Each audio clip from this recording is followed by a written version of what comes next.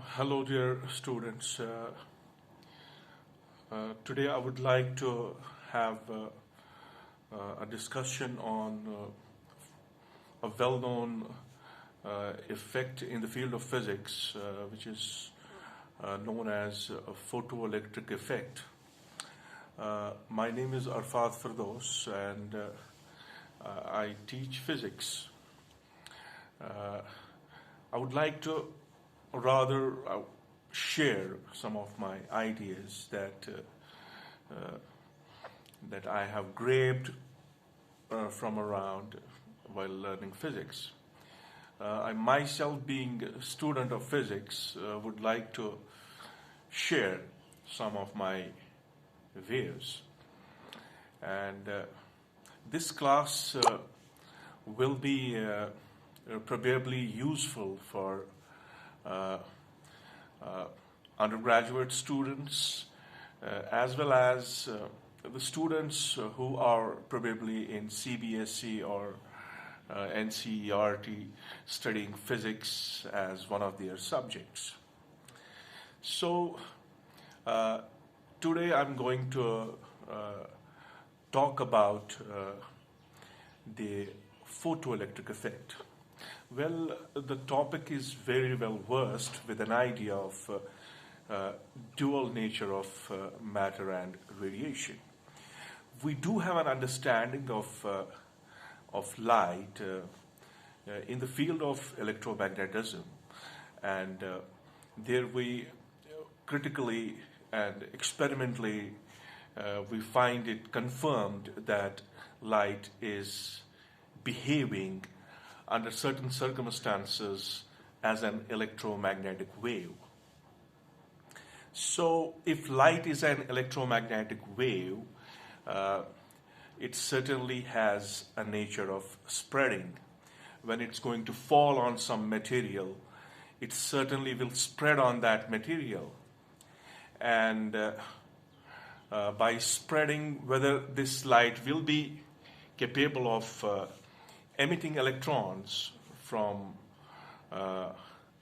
some photosensitive metals. Rather, if we go in a way that we want to first see what were the experimental observations when light of certain frequency was allowed to fall on some photosensitive materials.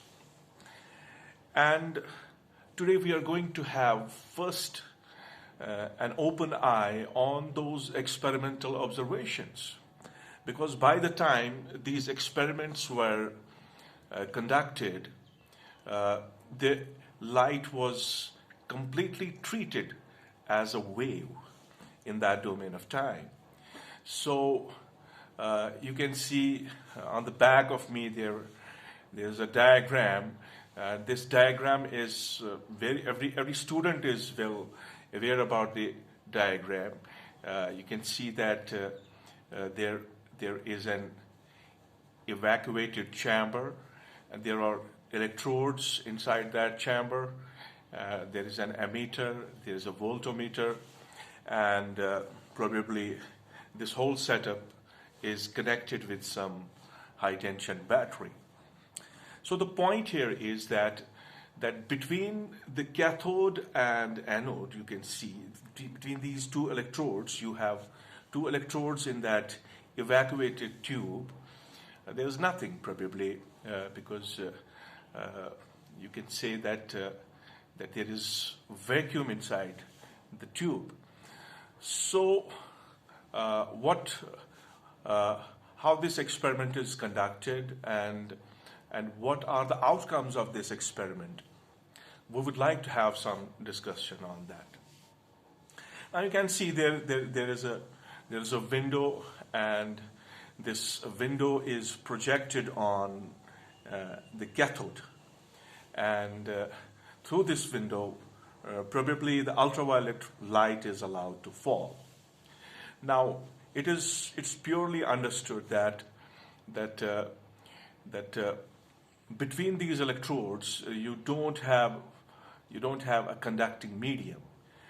There is nothing like that. You can expect that there is conduction of electrons through certain materials. So what's going to happen? What are the observations of this experiment? I would like to have some discussion on that. And you can see that you have an evacuated tube, and you allow the ultraviolet light to fall on the cathode, and then you have an anode here, then you have an ammeter, then you have a voltmeter, and you have the connections with respect to the high tension battery. So what is expected here at this moment of time is that when we allow this ultraviolet light to fall on this electrode, and knowing that it has some minimum frequency which is required for the electrons to come out of this cathode. So if the light falls on this cathode and you measure some current in the ammeter, and if you measure the current, it means that some kind of thermionic emission has taken place. That means the light has fell onto this plate, right? And the electrons have come out of it, and they have been attracted by the anode, and you have the current in the ammeter.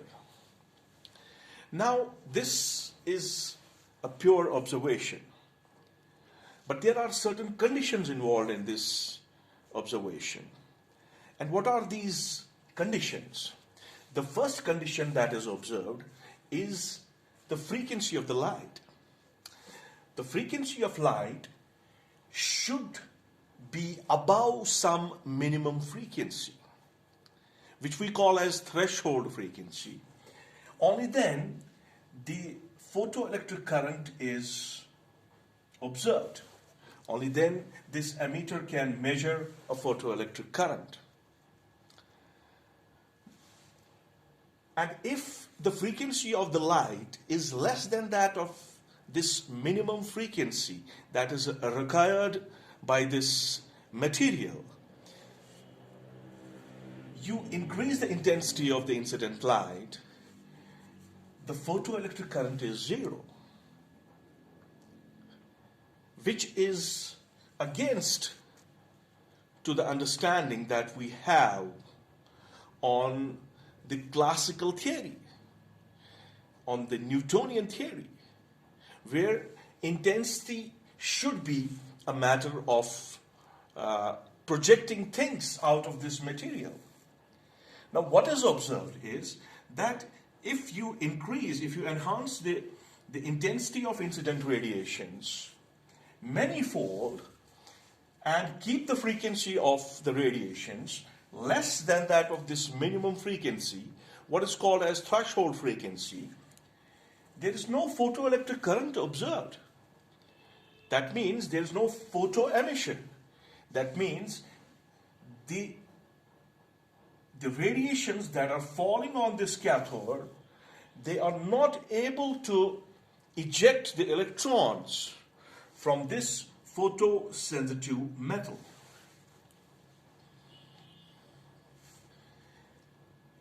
So this is a very important point to be noted in this experiment, that you need some minimum frequency that this light must have. If that frequency is less than that of this minimum frequency, even if you bombard this cathode with light radiations, there is no photoelectric emission. The emission of electrons is not taking place.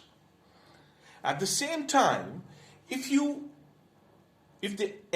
the frequency of the incident light is greater than that of that minimum frequency that is required for the particular material, for the particular photosensitive metal, the photoelectric current is observed.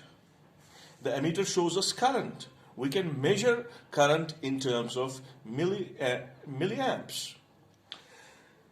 And now on increasing the intensity, provided that the frequency is above some minimum frequency, if we increase the intensity of light, there is increase in the photoelectric current. That means now the law of intensity is working. It's working. You are increasing the intensity of the light, and the magnitude of photoelectric current is directly increasing with respect to that. But what remains the point of concern here? What remained, in fact, in those times when it was clearly understood that light is an electromagnetic wave? And under those circumstances, you require some minimum frequency for this kind of effect to take place. And you can see that the current that we can measure here, this current can only be the result of the electrons that are emitted from this photosensitive metal. Because between these electrodes there is nothing, almost nothing, right? So if there is nothing, you cannot expect electric current to be there without some material particles like electrons.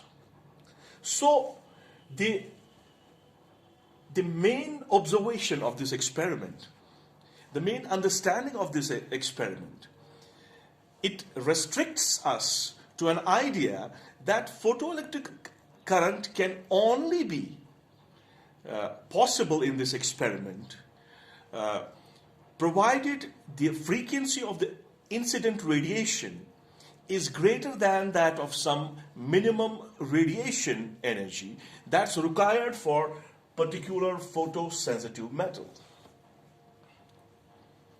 Now, this is the very first and important observation of this experiment, that the photoelectric current is dependent on the frequency of the incident radiation. It's dependent on the frequency. And all of you know that frequency has a relation with the energy. So that means it depends on the energy of the light that's falling on the photosensitive metal. No doubt, what is the number of those, probably if you assume them as waves, it doesn't matter what is the intensity of the radiation that's falling on it. What matters is that minimum frequency that's required to have that piece of photoelectric current. Now you can see the connections. All of you are good enough to understand this crude diagram, and you can see that you have the negative terminal of the battery, you have the positive terminal of the battery, and you can see that there are certain things involved in this experiment that can be defined, and one of them is stopping potential. Stopping potential. That means, you see, if I have this cathode and this anode, if I interchange the polarity of the battery for this particular setup, what will happen? This is your positively charged electrode, and this is your negatively charged electrode. And you are allowing this ultraviolet light to fall on this electrode, right? So by doing so, what we observe? We observe that there is photoemission of electrons. There is photoelectric current, but the condition is clear that the frequency of that incident radiation should be greater than that of some minimum frequency for a particular experiment, for a particular material. So what's going to happen in this case again? So if this is positively charged, this is negatively charged, so what's going to happen now? The electrons are coming out, right? And what will happen? They will move towards the negatively charged electrode. But the negatively charged electrode is going to repel the electrons. But electrons have some sufficient energy that they can overcome this electrostatic repulsion between this electrode and the electrons themselves. So what happens? When we increase this reverse polarity, what happens to the photoelectric current? The magnitude of the photoelectric current goes on decreasing. It goes on decreasing by increasing this reverse voltage. So probably the reason must be understood by everybody. The reason must be because of electrostatic repulsion, because this electrode has negative potential on it. The negative potential is going to repel the electrons that are moving towards this electrode. Right? So on increasing this reverse potential, in the reverse direction, so what we are going to do, we are increasing the power of repulsion. We are increasing the repulsive force between this electrode and the electrons that are moving towards this electrode. And at some particular voltage, where we can probably say that momentarily the electrons go to rest. They go to rest because the force of repulsion between the electrons and this negatively charged electrode must be same. It must be that much that it must be impossible for these electrons to reach this electrode. So this potential, this reverse potential at which this photoelectric current, the magnitude of photoelectric current, where this magnitude of photoelectric current becomes zero, we call this voltage as cutoff voltage. So two important conclusions from this experiment. The first is that photoelectric current is not dependent on the intensity of light. Okay, you increase the intensity of light. If the frequency of the incident radiation is less than that of some minimum frequency, you keep on increasing the intensity of the radiation. It's not going to give you photo emission. You're not going to measure the photoelectric current from it. It's not possible that way, right? And what happens if the frequency of this incident current, incident radiation is greater than that of some minimum frequency? In that case, the photoelectric current is observed. There is photoelectric current. And now if you increase the intensity of the light, you go on increasing the intensity of light, the magnitude of photoelectric current also increases. That means more and more electrons are available, which are attracted by the electrode on the other side. And you have more magnitude of photoelectric current. And the next thing is cutoff voltage. If you reverse the polarity of electrodes, you reverse their polarities, and you increase the voltage in that reverse direction. And you have the measurements, you are measuring the photoelectric current. What you observe is that the magnitude of the photoelectric current goes on decreasing. Now this decrease in the magnitude of photoelectric current is by virtue of electrostatic repulsion. It's by virtue of electrostatic repulsion between this electrode and the electrons, because they are having same polarity of charge.